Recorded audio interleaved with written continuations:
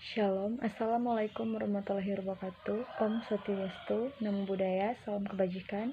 Perkenalkan, nama saya Gracia Sual dan saat ini saya akan menjelaskan bagian dan fungsi dari alat reproduksi wanita dan alat reproduksi pria.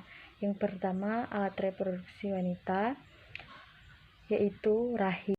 Fungsi rahim atau yang biasa disebut dengan uterus berfungsi untuk memberi makan dan menampung sel telur yang telah dibuahi sampai menjadi janin atau sampai siap untuk dilahirkan. Dan yang kedua, tuba falopi. Tuba falopi berfungsi sebagai tempat berjalannya sel telur dari ovarium menuju rahim saat ovulasi dan sebagai tempat pertemuan sel telur dengan sperma saat proses pembuahan. Yang ketiga, ovarium.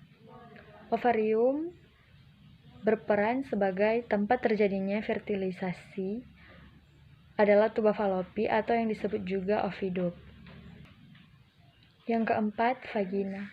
Vagina berfungsi sebagai organ jalan lahir bayi saat persalinan serta tempat keluarnya darah saat menstruasi. Dan yang terakhir, ovarium.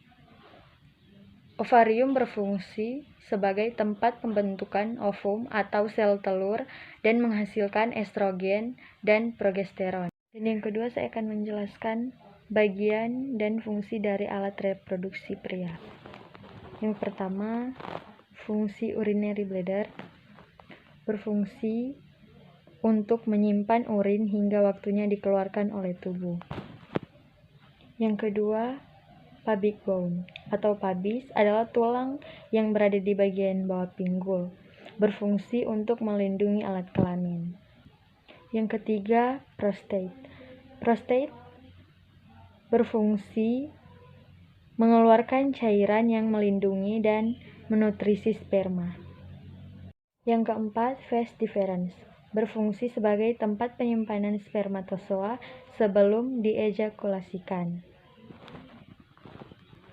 Yang kelima, penis berfungsi sebagai jalan keluarnya urin dari tubuh melalui saluran yang disebut uretra. Yang keenam, uretra adalah saluran tempat mengalirnya urin dari kandung kemih sehingga dapat dikeluarkan dari tubuh. Dan yang ketujuh, seminal vesicle berfungsi membuat air mani yang bersifat lengket sehingga air mani mampu menempuh lebih lama di dalam saluran reproduksi wanita. Yang ke-8, rektum berfungsi untuk menerima dan menyimpan limbah dari kolon hingga tiba saatnya dikeluarkan oleh tubuh melalui. Yang ke-9, bulboretral berfungsi memproduksi cairan yang berperan sebagai pelumas sebagai terjadi ejakulasi. Yang ke-10, epidimis berfungsi sebagai tempat transportasi pematangan dan penyimpanan spermatozoa. Yang ke-11, testis.